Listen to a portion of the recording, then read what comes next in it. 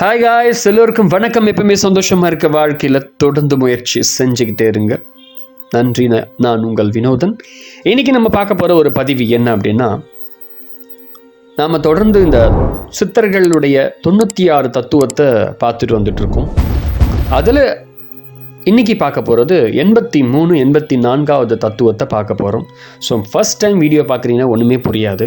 அதனால் முதல் தத்துவத்தை பார்த்துட்டு அதுக்கு பிறகு படிப்படி எல்லாத்தையும் பார்த்துட்டு இதை பார்த்தீங்கன்னா உங்களுக்கு புரியும். அல்லது இதை பார்த்துட்டு அதெல்லாம் பார்க்கும்போது உங்களுக்கு புரியும். ஏன்னா நீங்கள் யோகம் செய்வராக இருந்தால், வாசி யோகம் செய்வர்களாக இருந்தாலும், என்ன மாதிரி யோகம் செய்கிறவர்களாக இருந்தாலும் 96 தத்துவத்தை தெரியாமல் அதை அசட்டை பண்ணிவிட்டு அதெல்லாம் ஒன்றும் இல்லை அப்படின்னு நினச்சிட்டு நீங்கள் எந்த யோகம் பண்ணாலும் அது வீண் தான்.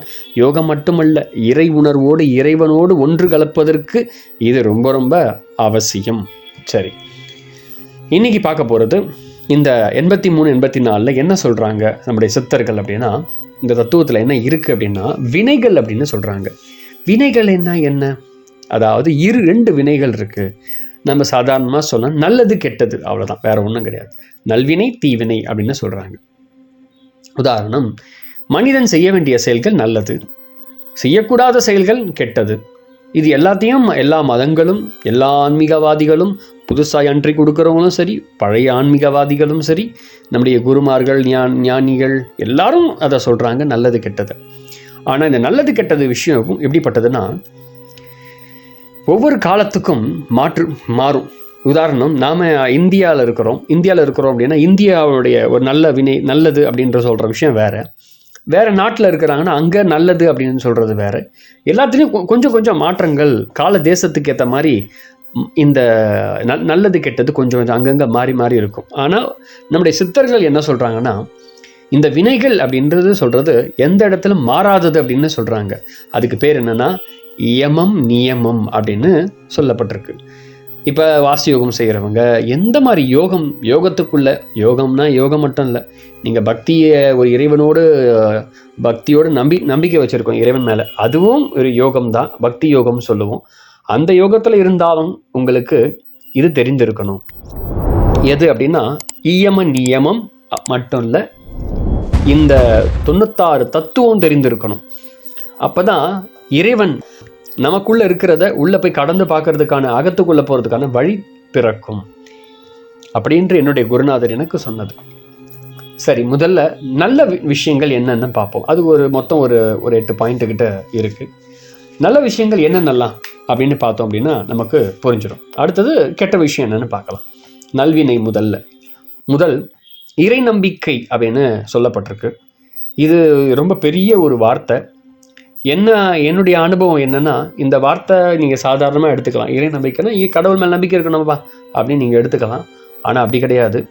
இதில் ஒரு மிகப்பெரிய சத்தியம் புதைக்கப்பட்டிருக்கிறது.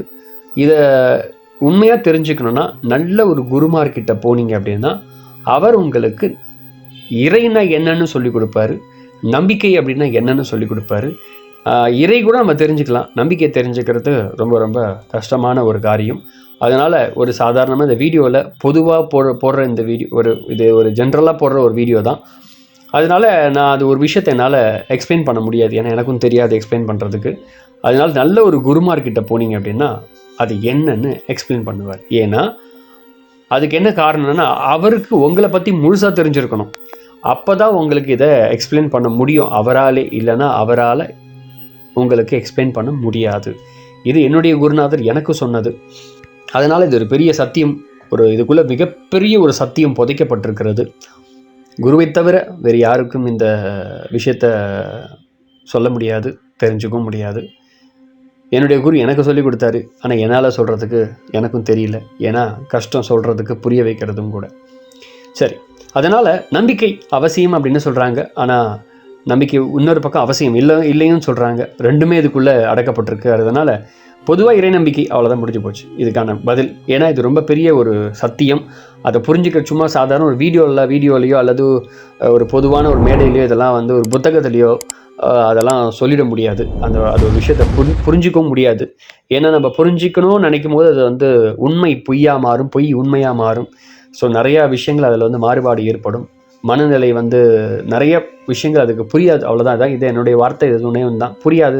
ஏன்னா எனக்கும் அது ஆரம்பத்தில் புரியல, நாள் பட போக போக தான் எனக்கே புரிஞ்சது.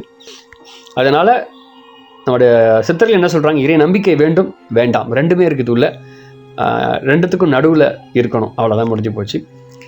புரிந்தவர்கள் பாக்கியவான்கள், அவ்வளோதான். ரெண்டாவது மகிழ்ச்சி, அதாவது மனதை மகிழ்ச்சியுடன் வச்சுருக்கணும், ரொம்ப ரொம்ப அவசியம். மனதை வந்து ரொம்ப மகிழ்ச்சியுடன் வச்சுருக்கும் போது அது நம்ம மட்டும் அப்படியே நம்முடைய அதே போல் பிறரையும் நாம் மகிழ்ச்சியாக வச்சுருக்கணும், நம்மளை சுற்றி இருக்கவங்கள, ரொம்ப ரொம்ப முக்கியம்.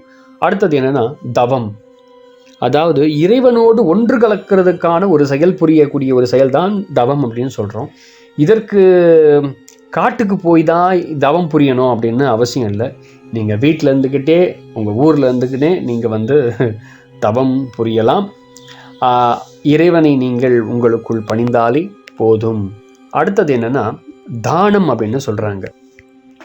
அதாவது தன்னை விட ரொம்ப தாழ் நிலையில் இருக்கிறவங்களுக்கு கொடுக்கிறது, தனக்கு தேவையானது போக மிகுதியாக இருக்கிறத கொடுக்கிறது, அதுவே தானம், சிறந்த தானம். அதுவே ஒரு அற்புதமான ஒரு அறச்செயலாகும். இது வந்து அது பொருளாக இருக்கலாம், உங்கள் உழைப்பாக இருக்கலாம், கல்வியாக இருக்கலாம், எது வேணா இருக்கலாம். ஆனால் இன்றைக்கி அந்த தானம் பார்த்திங்கன்னா எப்படி ஆயிடுச்சுன்னா, இப்போ எனக்கு ரொம்ப பிடிக்கும், கிரைஸ்ட் அழகாக சொல்லுவார். என்ன சொல்லுவார்னா, நீ யாருக்கா கொடுக்குறோன்னா லெஃப்ட், உனக்கு வந்து ரைட் ஹேண்ட் கொடுக்குறது லெஃப்ட்டுக்கு தெரியக்கூடாது அப்படின்றார்.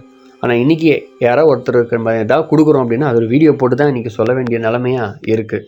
அது பேர் வந்து தானம் அல்ல, அது நல்வினை அல்ல. அந்த தானம் செய்வது வீண் என்று சொல்லலாம். அது ஒரு எல்லாருக்கும் சொல்லி தான் மற்றவங்களுக்கு வெளிப்படுத்தி தன் பெருமைகளை வெளிப்படுத்துறதுனால அது பேர் தானம் ஆகி விடாது. அது அன்னதானமும் கிடையாது, அது வந்து வீண் தானம், அவ்வளோதான். பிறரை வந்து நாம் ஒரு அன்னதானம் பண்ணுறோம் அப்படின்னா நம்மளை வந்து பெருமையாக காமிச்சிக்கிறதுனால அந்த தானம் அவர்களுக்கு வந்து உண்மையாக போய் சேராது. நம்ம உதவி பண்ணுறோம் அப்படின்னா அந்த உதவியை அடுத்த நொடி மறக்கணும், அடுத்த நொடி மறந்துடணும் அந்த உதவியை. ஸோ அதான் உண்மையான தானம்.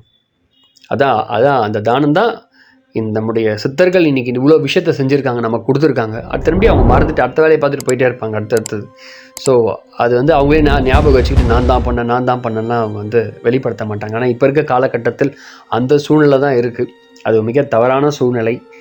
உண்மையாகவே எனக்கு அது ரொம்ப பிடிக்காத ஒரு சூழ்நிலை. என் குருநாதர் அப்படி என்னை வளர்க்கலை. ஒருத்தருக்கு உதவி பண்ணுறாருன்னா அடுத்த நிமிஷம் மறந்துருந்தான் எனக்கு சொல்லி கொடுத்துருக்காரு. அதை எல்லாருக்கும் போய் எக்ஸ்பிளைன் பண்ணி இது நான் கொடுத்தது அப்படின்லாம் காமிக்கணும்னு அவசியம் இல்லைன்னு தான் எனக்கு கற்றுக் கொடுத்துருக்காரு. ஸோ அந்த வழியில் தான் நான் என்னுடைய வாழ்க்கையை வாழ்ந்துட்டுருக்கேன் கூட. முடிந்தால் செய்யுங்கள். சரி, அடுத்தது உண்மைகளை அறிகிறது. அதாவது உண்மைகளை அறிகிறது அப்படின்னா உண்மைகளை அறிந்தவர்களிடம் சொல்கிறத கேட்குறது அப்படின்னு சொல்கிறாங்க. அதாவது உயர்ந்தோர் தாழ்ந்தோர் மட்டும் இல்லை, உண்மைகளை அறிந்தவருக்கு உயர்ந்திருக்கணும் தாழ்ந்திருக்கணும் அவசியம் இல்லை. யார் ஒருவர் உண்மையை உணர்ந்திருக்கிறார்களோ ஞானவான்களுடைய சொல்படி கேட்டு அது என்னவென்று புரிஞ்சு நாம் நடக்கணும் அப்படின்னு சொல்கிறாங்க. உதாரணம் குருவுடைய சொல்படி கேட்டு நடப்பது அப்படின்னு வச்சுக்கலாம். அடுத்தது அகம்னா உள்நோக்கி நம்ம போகிறது. இப்போ கடவுள்னு சொல்கிறோம். கடவுள்னா என்ன அர்த்தம்னா கடந்து உள்ளே போகிறது, அது பேர் தான் கடவுள். அதுக்கு பேர் தான் கடவுளுக்கு பேர் வச்சுருக்கோம்.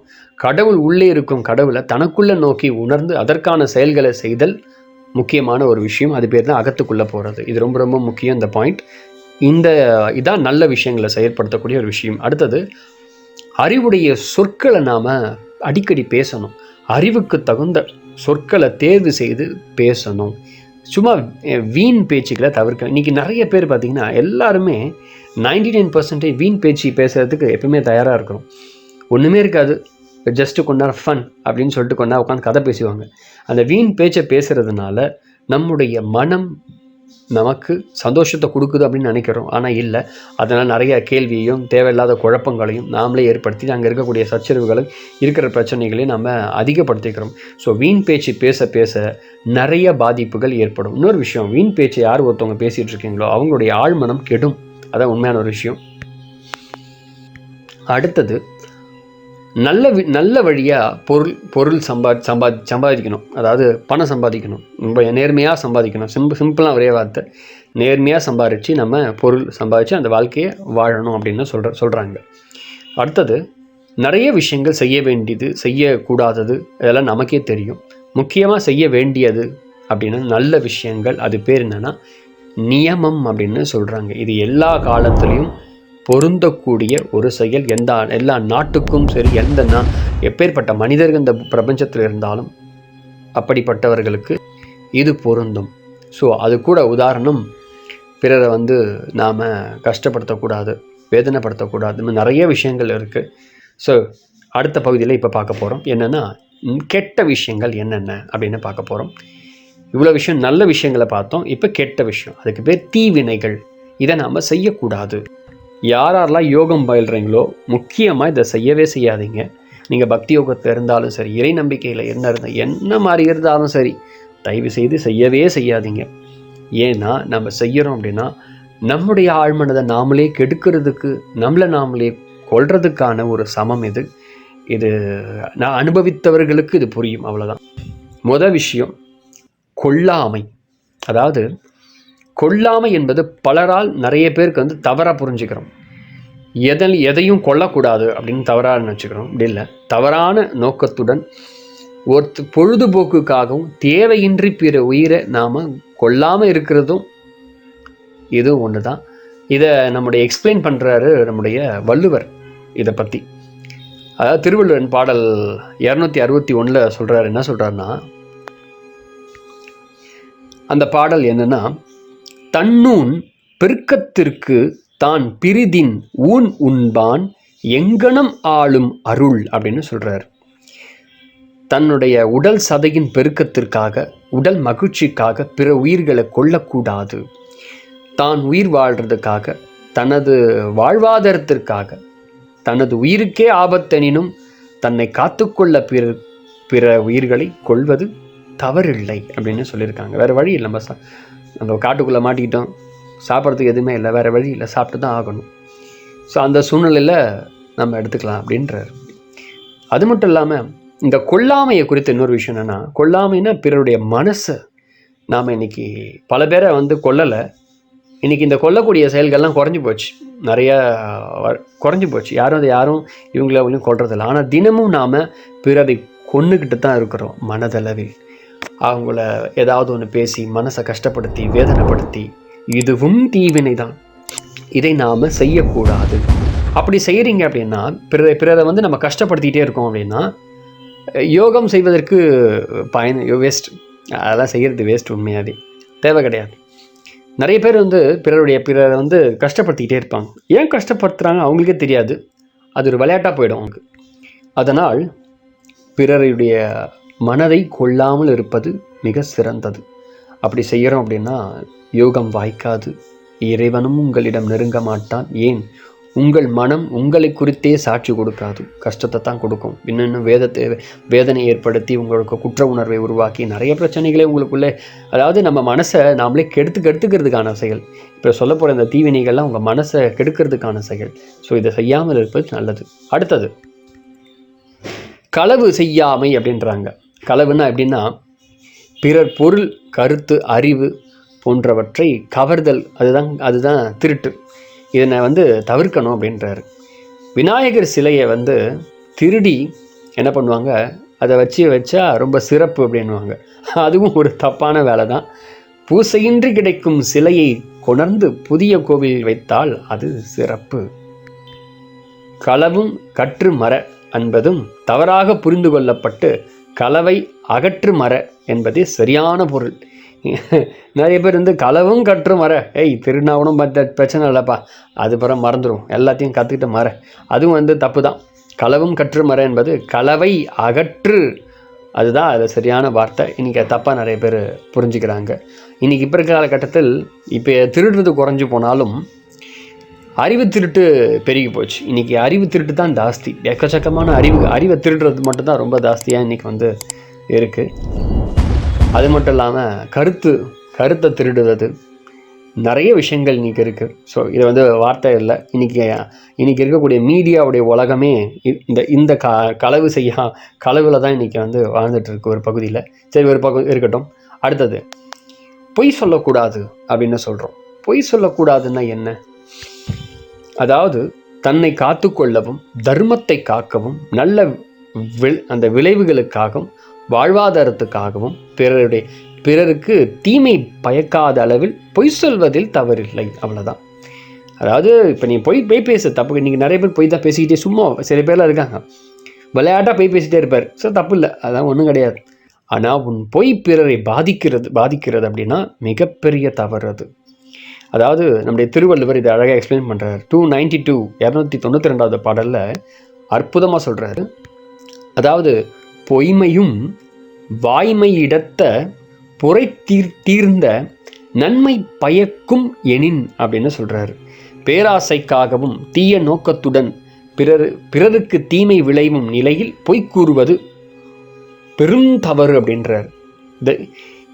இதை தவிர வேறு என்னன்னா பொய் பேசிக்கோ, நீ விளையாட்டா கூட பொய் பேசிக்கோ, தப்பு இல்லை. ஆனால் இந்த மாதிரி விஷயங்களுக்கு உன்னுடைய பொய் ஆக்ஷனில் ஈடுபடுத்து அப்படின்னா அது மிகப்பெரிய தவறு, அவ்வளோதான். ஏன்னா ஒரு சில பொய்கள் சில பேர் குடும்பத்தில் பெரிய பாதிப்பு ஏற்படுத்தும், தனக்கு பாதிப்பு ஏற்படுத்தும். யோகம் செய்பவர்கள் பொய் கூறக்கூடாது. ஏன்னா அது பொய் கூற ஆரம்பிச்சிட்டோம்னா, பொய் எப்படிப்பட்டது அப்படின்னா அது ஒரு வளர்க்கக்கூடிய தன்மை. அது ஒரு தடவை சொல்லிட்டோம் அப்படின்னா அது மாட்டம் வந்துக்கிட்டே இருக்கும், அது நான்ஸ்டாப் வந்துக்கிட்டே இருக்கும். என் குருநாதர் ஒன்று சொன்னார். என்ன சொன்னா, அதாவது நீ சொல்கிறதெல்லாம் வாழ்க்கையில் பழிக்கணும் அப்படின்னா ஆசைப்பட்றியான்னு கேட்டார். ஆமாங்க ஐயா, ஆசைப்பட்றேன். நான் சொன்னால் எல்லாருக்கும் நடக்கணும், நல்லது ஐயா. சின்ன வயசில் நான் ஒரு 10வது படிக்கும் போது கேட்டேன் எங்கள் ஐயா கிட்ட, நான் சொல்கிறதுலாம் நடக்கணும், எனக்கு அதை பற்றி எனக்கு சொல்லுங்கன்னு கேட்கும்போது அவர் என்கிட்ட ஒரே தான் சொன்னார், வேறு எதுவும் சொல்லலை. பொய்யே பேசாத வாழ்க்கையில், பொய் பேசாமல் இரு, முடிந்த அளவு பொய் பேசாத, பொய் எப்பவுமே வாயிலேருந்து வரக்கூடாது அப்படின்னாரு. பொய் பேசாமல் நீ இருக்கும்போது நீ சொல்வதெல்லாம் நீ யாருக்கெல்லாம் எதை சும்மா சாதாரண ஒரு வார்த்தையை சொன்னாலும், நல்ல விஷயங்கள் எதை சொன்னாலும் அது நடக்கும்பா அப்படின்னாரு. அப்படியா அப்படின்னு சொல்லிட்டு என் வாழ்க்கையில் நான் அதை முயற்சி பண்ண ஆரம்பித்தேன். ஆனால் நான் அதை முயற்சி பண்ண ஆரம்பிக்கும் போது தான் ஒரே அடிதடி பிரச்சனை, வீட்டில் நிறைய பிரச்சனை வந்துனே இருக்கும். ஏன்னா பொய் பேசியே மெயின்டைன் பண்ணிருப்போம்ல, படிக்க மாட்டோம், சுற்றிட்டு இருப்போம், எல்லாம் பாஸ் ஆகிட்டோம் பொய் பேசின்னு இருப்போம் வீட்டில். அப்போ தான் உண்மையை சொல்ல ஆரம்பிக்கும் போது தான் நல்லா படிக்கிறேன்னு நினச்சிட்டு இருந்தாங்க, அப்புறம் தான் தெரியும் படிக்க மாட்டான் அப்படின்னு. ஸோ நிறைய பிரச்சனைகள் வர ஆரம்பிச்சிது. என்னடா உண்மையை பேசினா இவ்வளோ பிரச்சனை வருது, அப்போ மறுபடியும் பொய்யை ஸ்டார்ட் பண்ணுவோமே அப்படின்னு மறுபடியும் பொய்யை ஸ்டார்ட் பண்ணேன். என் குருநாதர்கிட்ட கேட்டேன், ஐயா முடியல ஐயா, பொய் சொல்லாமல் வாழ முடியலையான்னு. பரவாயில்ல, ட்ரை பண்ணேன். நீ விருப்பப்பட்டால் நீ பேசுகிறதெல்லாம், நீ எந்த வார்த்தையை சொன்னாலும் பிறருக்கு நடக்கணும். ஏன் நீ சொல்கிறே ஒரு ஏதாவது வார்த்தை சொன்னால் அதுவே உனக்கு நடக்கணும்னு ஆசைப்பட்டேன்னா பொய் பேசாமல் இரு, முயற்சி பண்ணிப்பார். சரிங்க ஐயா, நான் முயற்சி பண்ணுறேன் ஐயா அப்படின்னு சொல்லி அன்னையிலேருந்து இன்னைக்கு வரைக்கும் நான் பொய் பேசாமல் இருக்கிறதுக்கு முயற்சி செய்து கொண்டே தான் இருக்கிறேன். ஏன்னா பொய் பேசாமல் இருக்க முடியாது, அது இயற்கையாகவே வந்துடும். சில பேருக்கு நான் விளையாட்டாக வந்துடும். ஆனால் என்னை பொறுத்தவரை முயற்சி தான் திருவினையாக்கும். அதனால் முயற்சி செய்து கொண்டே இருப்போம், முயற்சியிலே இருப்போம், அவ்வளோதான். அடுத்தது, ஏன்னா நம்ம பொய்யை சொல்ல மாட்டேன் அப்படின்னு நம்ம சொல்லிட்டோம் அப்படின்னா மனம் உங்களை விடாது. பொய்யே சொல்ல மாட்டோம் முடிவு பண்ணால் அப்போ தான் பொய்க்கான சோதனை வர ஆரம்பிச்சிடும். அதனால் முயற்சி என்பது நல்லது. முயற்சியை நோக்கி போகும்போது நம்ம ஆட்டம் போய்கிட்டே இருப்போம், முடிஞ்சதை தவிர்த்துக்கிட்டே போவோம், நல்லது. அடுத்தது 4வது, போதைப் பொருட்களை பயன்படுத்தக்கூடாது. அந்த காலத்தில் பீடி, சிகரெட்டு, அந்த கஞ்சா, அப்புறம் ட்ரிங்க்ஸ், லிக்கர், இதெல்லாம் தவறான விஷயம். ஸோ இப்போ போதெல்லாம் மாறி போய் நிறைய வந்துருச்சு. இன்றைக்கி இப்போ நிறைய விதமான போதைகள். இப்போ நிறைய பேர் பார்த்திங்கன்னா டிவிலேயே உட்காந்துட்டு இருப்பாங்க, அதுவும் போதை தான். சில பேர் மூவிஸ் பார்த்துட்டு அது ஒரு போதைனா வெறும் ட்ரிங்க்ஸ் பண்ணுறது, கஞ்சா அடிக்கிறது மட்டும் இல்லை, இன்னும் நிறைய போதைகள்லாம் இன்றைக்கி போச்சு. தொடர்ந்து ஒரு பழக்கத்துலேயே அவங்களே அடிமையாயிடுது. அதாவது முக்கியமாக போதை என்பது ஒரு செயல், அதாவது ஒரு செயல் அடிமையாகுவது, அதுதான் போதை. அது எந்த விஷயமா இருந்தாலும் சரி, நீங்கள் ஆகக்கூடாது. இன்றைக்கி நிறைய பேர் வேற ஒரு மனுஷங்கிட்டேயே போதையாயிடுறாங்க. ஸோ அதுவும் மிகப்பெரிய தவறு. அதாவது கஞ்சாவை பற்றி சித்தர்கள் சொல்லியிருக்காங்களே, நிறைய விஷயங்கள் சொல்லியிருக்காங்களே. கஞ்சா அப்படின்னு சொல்லியிருக்காங்க தான், தவறு இல்லை. அது ஒரு அற்புதமான வார்த்தை. நீங்கள் நினைக்கிற மாதிரி கஞ்சா என்பது அந்த மர்ஜுனாவை பற்றி சொல்லலை. மூலிகைன்னு அதாவது கோரக்கர் மூலிகைன்னு சொல்லுவாங்க, அது ஒரு பகுதி. கோரக்கர் மூலிகை நிறைய மூலிகை இருக்குது, அதில் ஒரு பகுதி தான் அது. ஆனால் கஞ்சாவை அப்படின்னு அவங்க அந்த கஞ்சாவை பற்றி தெளிவாக சொல்கிறாங்க அப்படின்னா அது வேறு ஒரு பாஷை, வேறு ஒரு பரிபாஷையில் சொல்லப்பட்ட, மறைத்து வைக்கப்பட்ட ஒரு விஷயம். அது எதையும் நம்ம போட்டு குழப்பிக்க கொள்ளக்கூடாது. ஸோ அடிமைத்தனத்துலேருந்து எப்பேற்பட்ட அடிமைத்தனம் இந்த பதிவு பார்க்குறவங்களுக்கு தான் தெரியும். அதிலிருந்து மீண்டு வெளியே வர்றது உங்களுடைய கடமை. அப்போ தான் யோகம் உங்களுக்கு சித்திக்க ஆரம்பிக்கும், இல்லை என்றால் சித்திக்காது. அடுத்து என்னென்னா, வேசித்தனம் இது தவறு அப்படின்னு சொல்லப்படுது. அதாவது திருமணம் செய்து கொண்டு அன்பான வாழ்க்கையை நடத்தது தவறல்ல. ஆனால் மிகுந்த காமம் கொண்டு பிற பெண்ணை நாடுவது நம்முடைய சரித்திரம் காலம் நம்முடைய சொல்கிறது என்னென்னா, சிலப்பதிகாரத்திலே சொல்லப்பட்டிருக்கு, கோவலன் அழிந்ததற்கு தொடக்க காரணமே எதுன்னா ஆடல், ஒரு பெண்ணின் மேல் கொண்ட ஒரு காமம்தான். பல செல்வந்தர்களுடைய அழிவுக்கு, பணக்காரன் கோடீஸ்வரர் எல்லாருடைய அழிவுக்கு காரணம் பெண் மாயை. அதிலிருந்து முழுமையாக வெளியே வருவது சீரும் சிறப்பு. அடுத்தது முக்கியமான ஒரு விஷயம், இது புரியாத ஒன்று, நாம் நடுநிலையில் நிற்கிறது. அதாவது முடிந்த அளவு நடுநிலைமையில் தவறாமை கூடிய வரை நடுநிலைமை தவறாமல் இருத்தல் வேண்டும் அப்படின்னு சொல்லப்பட்டிருக்கு. அப்படின்னா என்னென்னா, இதை பற்றி எக்ஸ்பிளைன் பண்ணுறேன். உதாரணம், நாம் இப்போ ஒரு செயலில் ஒரு முடிவு, நம்ம ஒரு விஷயத்த சொல்கிறோம் அப்படின்னா, ஒரு பக்கம் சாராமல் சூழலினுடைய அழுத்தத்திற்கு போகாமல் நடுநிலையில் முடிவை தரணும். இது ரொம்ப முக்கியம். இந்த தன்மை நமக்கு வேணும். ஏன்னா உதாரணம் சொல்கிறேன், ரோம நாட்டில் பிலாத்துவிடம் இயேசு கிறிஸ்துவை கொடுக்குறாங்க. இயேசு கிறிஸ்து அவர்கிட்ட போய் நிற்கும் போது அவர் என்ன சொல்கிறார், இந்த மனுஷங்கிட்ட நான் எந்த குறையும் காணவில்லையே, இவர் ஒரு நிரபராதி அப்படின்னு சொல்கிறாரு. சரி, நான் அவர் நிரபராதி தான், அவரை விடுதலை செய்கிறேன், உங்களுக்காக வேணால் நான் அவரை 30 அடி அடித்து விடுதலை செய்கிறேன் அப்படின்னு சொல்கிறார். இல்லை, அவங்க என்ன சொல்கிறாங்க, எல்லாரும் அவரை சிலுவையில் அறையணும், அவரை சாகடிக்கணும்னு தான் சொல்கிறாங்க சுற்றி இருக்கவங்க. ஆனால் அவரால் ஏற்றுக்கொள்ள முடியவில்லை. அவரால் விடுதலையும் செய்ய முடியல. என்ன பண்ணுறது, தன்னுடைய அரசை காப்பாற்றி கொள்ளவும் ஒரு சூழல் அங்கே ஏற்படுது. ஏன்னா அவர் அதை இயேசுவை விடுதலை பண்ணுறாரு அப்படின்னா அவர் நாட்டுக்கு துரோகம் பண்ணுற மாதிரி அப்படின்னு சொல்லி அங்கே இருக்கக்கூடிய ஆசாரிகள் யாருன்னா, அதாவது பிரிஸ்ட், மத குருமார்கள் என்ன சொல்கிறாங்கன்னா, நீங்கள் ராயன், ஸோ அது நல்லதில்லை அப்படின்லாம் சொல்லி அவங்க ஆட்சியை மாற்றிடுற மாதிரி அவங்க பேச ஆரம்பிக்கிறாங்க. ஸோ அதனால் அந்த காலத்திலே ரிலீஜனை பேட்டர்னில் பேஸ் பண்ணி தான் அரசியலே நடந்துகிட்டு இருந்தது. சரி, ஓகே, அது ஒரு கதை. அந்த சூழ்நிலையை காப்பாற்றுறதுக்காக அவர் அந்த சூழ்நிலை நெருக்கடினால இயேசுவை தண்டனை அளித்தார். அவரை சிலுவையில் ஏற்றிருங்க. அப்பயும் அவர் சொல்கிறாரு, ஒரு வாய்ப்பு கொடுக்குறாரு. ஏன்னா தன்னை அந்த நடுநிலையில் இருக்கணுன்றதுனால அவர் என்ன பண்ணுறாருன்னா, ஏன்னா இது ஒவ்வொரு அரசு, அதாவது ஒரு கிங்குக்காக இருக்கக்கூடிய ஒரு ராஜானா தனக்கு இருக்கக்கூடிய ஒரு நிலைமை அது. எல்லா மனுஷங்களுக்கும் இப்போ அதுதான் தேவைப்படுது. ஆனால் அது இல்லாமல் சில நேரத்தில் நம்ம சிக்கிடுறோம். அவன் என்ன பண்ணுறான், பரபாசன்னு ஒருத்தர் இருக்கான், அவன் ஒரு திருடன். அந்த திருட்டு பையனை யாரோ ஒருத்தனை ரிலீஸ் பண்ணுறேன், உங்களுக்காக நான் இயேசுவை ரிலீஸ் பண்ணுறேன். உடனே அங்கே இருக்க மக்கள் சொல்கிறாங்க, முட்டாள் மக்கள், பரபாசை ரிலீஸ் பண்ண, இயேசுவை சிலுவையில் அரைஞ்சிருங்க அப்படின்றாங்க. சரி, அவரால் அக்செப்ட் பண்ணிக்க முடியல அந்த கிங்கால். சரி, வேறு வழி இல்லை, தன்னுடைய சூழ்நிலை இப்படி மாறிடுச்சு அப்படின்னா அந்த நடுநிலையிலேருந்து தவற வேண்டிய சூழ்நிலை ஏற்பட்டுடுச்சு. ஸோ உடனே அவ்வளோதான், அவர் இந்த நிலைப்பாடுக்கு தள்ளப்பட்டார். ஸோ இந்த மாதிரி நம்ம இருக்கக்கூடாது அப்படின்னு சித்தர்கள் சொல்கிறாங்க. இந்த இரு வினைகள் நல்வினையை பெருக்கி தீவினையை அகற்றி அறவழியில் பொருளீட்டி அன்பான இல்லறம் நடத்தி நம்ம வாழ்க்கையை வாழ்ந்தோம்னா சீரும் சிறப்புமாக நம்ம வாழ்க்கையை வாழலாம். இது நம்முடைய 96 தத்துவத்தில் இருக்கக்கூடிய 83, 84 இது ஒரு அற்புதமான ஒரு குறிப்பு கூட. தொடர்ந்து நாம் செயல்படுவோம். அடுத்தது 85, 92 இன்னும் கொஞ்சம் தான் இருக்குது, இதோட முடிய போது நம்முடைய 96 தத்துவங்கள். நன்றி. அடுத்த பதிவில் வேறு ஒரு பதிவை பார்ப்போம். ஸோ ஃபஸ்ட் டைம் வீடியோ பார்க்குறீங்கன்னா மறக்காமல் வீடியோவை சப்ஸ்கிரைப் பண்ணுங்கள். நிறைய பேர் வீடியோவை சப்ஸ்கிரைப் பண்ணாமல் பார்த்துட்ருக்கீங்க. ஸோ சப்ஸ்கிரைப் பண்ணாதான் அடுத்த வீடியோ உங்களுக்காக வரும். ஏன்னா உங்களுக்காக தான் நான் வீடியோவை போஸ்ட் பண்ணிகிட்ருக்கேன். ஸோ நீங்கள் சப்ஸ்கிரைப் பண்ணாதான் நல்லது. நன்றி. அடுத்த பதிவு வேறு பதிவை பார்ப்போம்.